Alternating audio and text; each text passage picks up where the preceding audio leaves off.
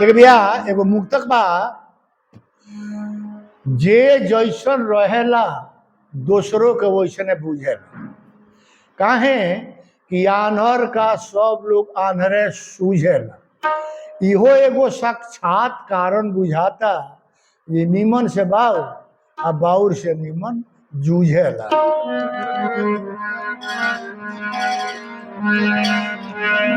ये गीत पर ख्याल करे, भोजपुरी आप पासबुक में देखे।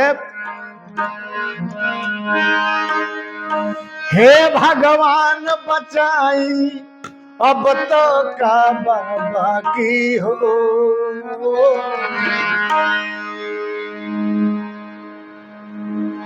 हे भगवान बचाई अब तो का बाबा की हो।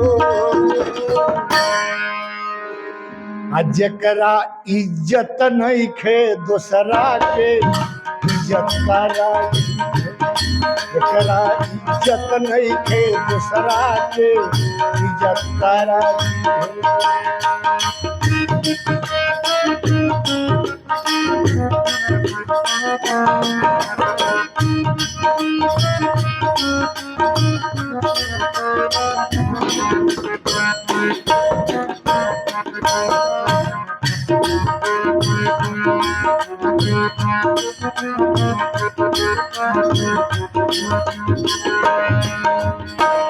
गौर करे,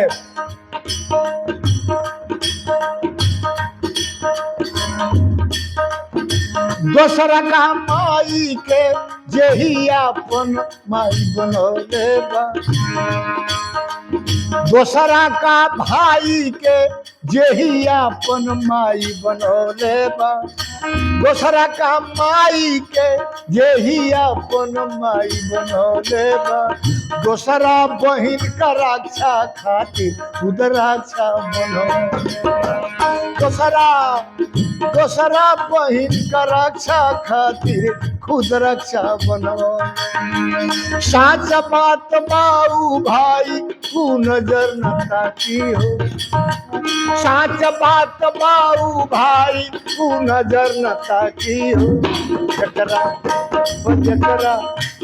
जकरा इज्जत नहीं खे दूसरा के इज्जत करा।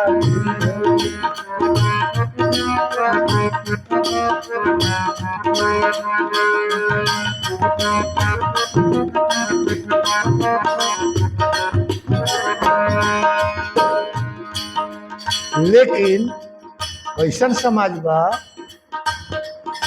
कुकुर का पोछी में तेल लगाई सोझवा ना होई।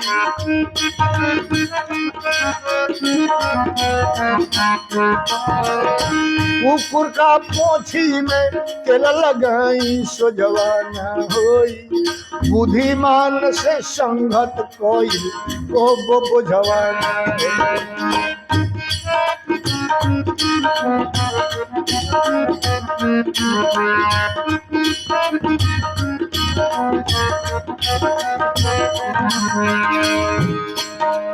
अपना घर में झकले बा दूसरों में झांकी हो, अपना घर में झकले बा दूसरों में झांकी हो। जकरा इज्जत नहीं खे दूसरा के इज्जत करा, जकरा इज्जत नहीं खे दूसरा के इज्जत करा। विजय व्यासन हो रहा बाटे अबहू कृपा देखलाई।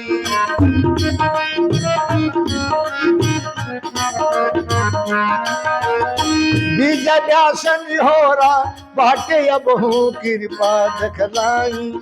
माई बहन बेटी फुआ के अपन बुद्धि समझाई।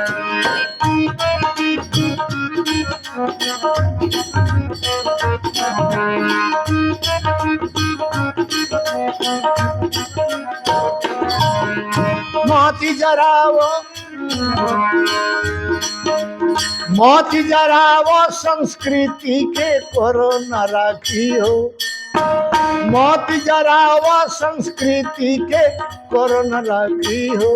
जकरा जकरा इज्जत नहीं खे दूसरा के इज्जत कराती है। वो जकरा इज्जत नहीं खे दूसरा के इज्जत कराती है। लेकिन कभी कहता विजय जियत नहीं है तब ले सही है बात कहाई जी।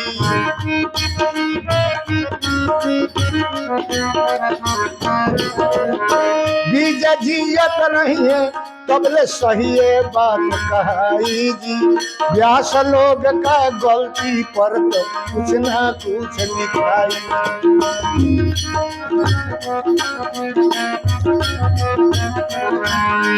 व्यास लोग का गलती पर तो कुछ ना कुछ लिखाई। विजय के मनमाना था कि कलम न खाती हो। विजय के मनमाना था कि कलम न खाती हो। जकरा इज्जत नहीं थे दूसरा के इज्जत कराती हो। जकरा इज्जत नहीं थे दूसरा के इज्जत कराती हो। हे भगवान बचाई अब तक का बाकी हो। वो जकरा इज्जत नहीं थे दूसरा के इज्जत कराती हो। जकरा इज्जत नहीं थे दूसरा के इज्जत कराती हो।